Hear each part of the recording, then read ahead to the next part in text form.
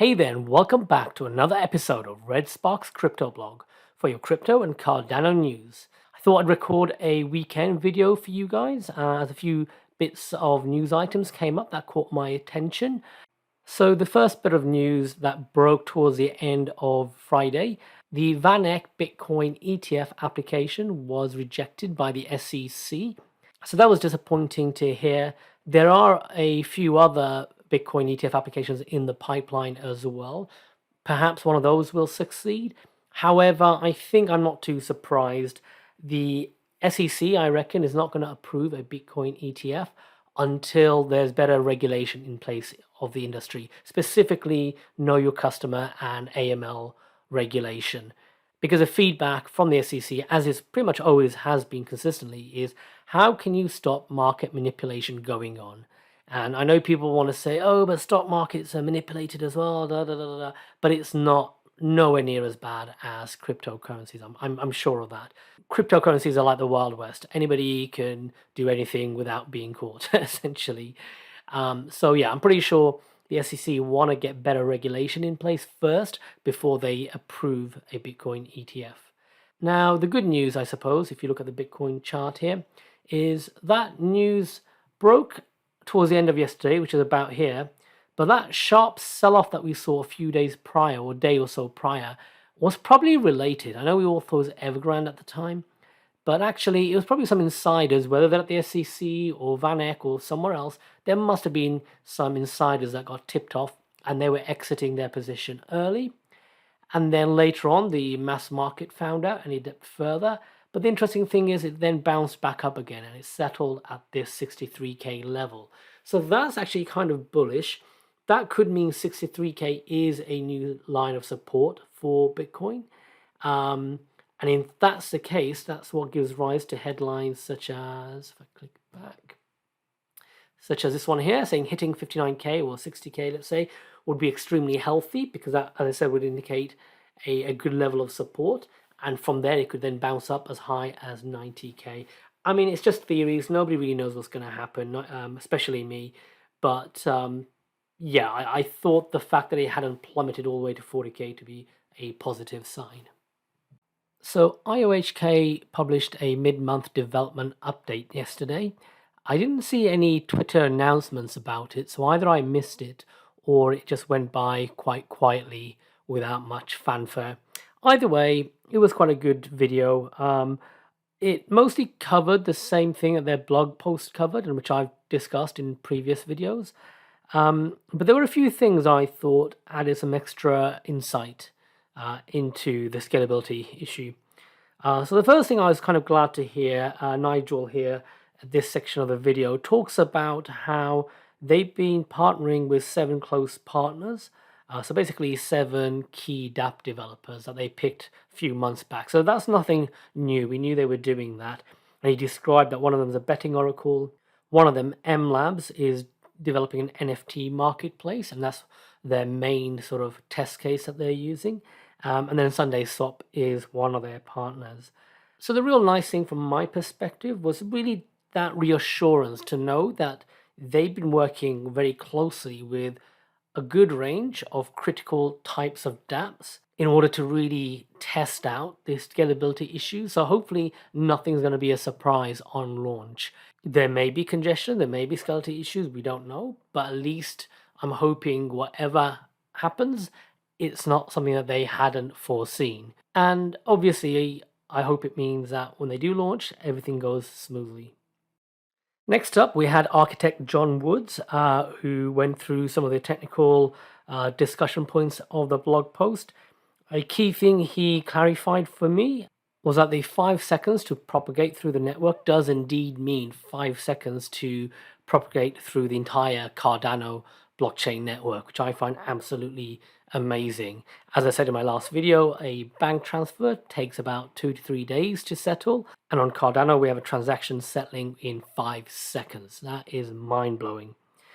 The other thing, at this point of the video, you'll see he's got a bit of a smirk on his face. He's hinting at research that they're doing into a layer 1 scalability solution that he can't yet talk about. It's not Hydra. Hydra is a side chain. It doesn't sit on layer 1.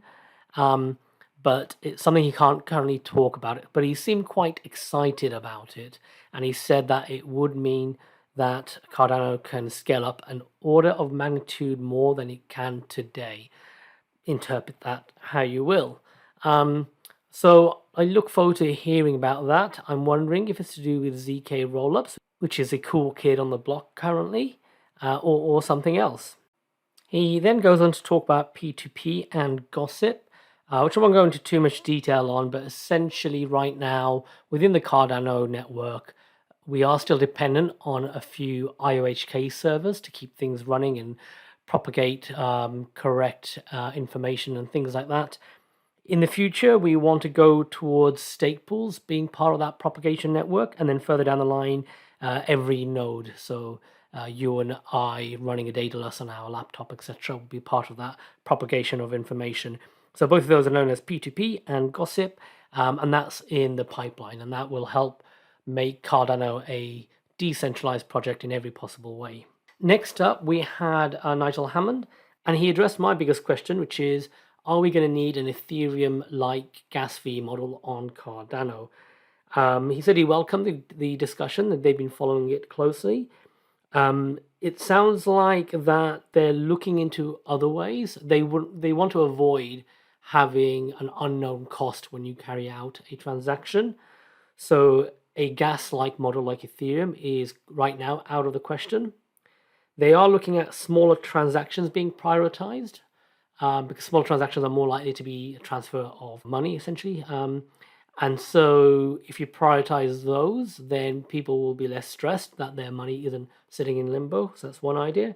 And they're also looking at a tiered fee system. I don't know if that means 2-tiered or 3-tiered, but essentially you can pay a little bit more to make it go faster, but otherwise you can stick to the slightly slower lane. So they're looking at ways, and it sounds like really we just need this until a longer term solution is in place. That's the sense that I'm getting.